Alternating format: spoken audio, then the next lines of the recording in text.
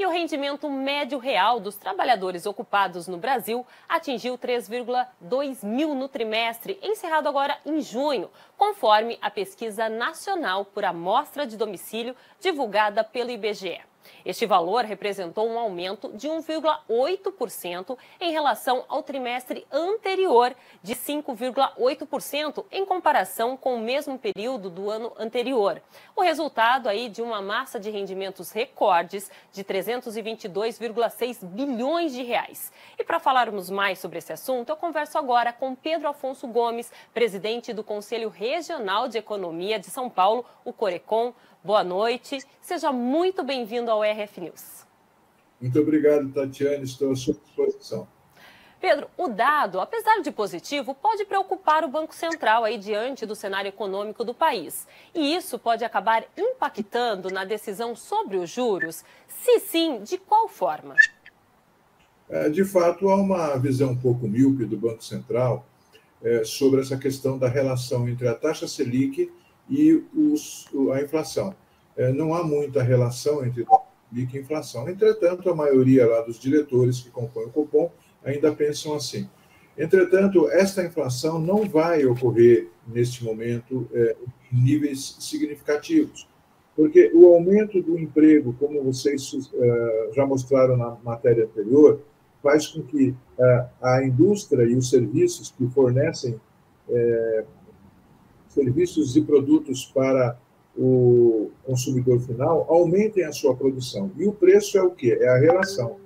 A oferta de produtos e serviços e o consumo. Se aumenta o consumo porque as pessoas têm mais renda, ao mesmo tempo, a indústria, comércio, a agricultura produz mais e isso faz com que os preços fiquem mais ou menos equivalentes, com em alguns setores, uma certa elevação. Então, o Banco Central não tem muita motivação para elevar a taxa de juros, por exemplo, taxa Selic, a meta da taxa Selic.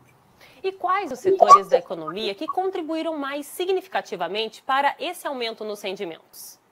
Exatamente a indústria e os serviços. A indústria, durante muitos anos, ficou praticamente sucateada no sentido de que não havia investimentos e a produção caiu muito, não havia financiamentos. Agora que estão voltando os financiamentos, que estão voltando os programas industriais que o governo federal, juntamente com os governos estaduais e municipais, estão fazendo, está aumentando o investimento, e quando aumenta o investimento, aumenta também o emprego normalmente. E os serviços são decorrentes disso, da agricultura, do comércio, da indústria, e por isso aumenta-se o número de postos de trabalho e a renda do trabalhador.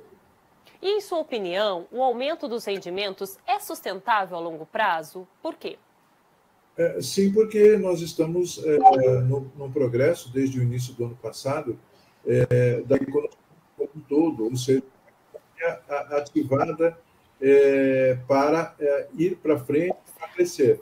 É claro que, para isso, é necessário uma vigilância permanente, especialmente do governo federal, e também programas que sejam complementares à simples empregabilidade. E como a taxa de desemprego no Brasil se correlaciona com o aumento do rendimento médio real? Exatamente porque os trabalhadores, aliás, o índice de desemprego, ele tem caído em desemprego oficial, porque nós precisamos notar também o seguinte: esse 6,9, que é o desemprego atual, é o desemprego daqueles, ou é medido a partir daqueles que procuram um emprego. E nós já temos, há muitos anos, há pelo menos 10 anos, em torno disso, 9, 10 anos, um outro contingente que são os desalentados, são aqueles que não procuram mais emprego e que se estabelecem como trabalhadores autônomos ou pequenos empresários.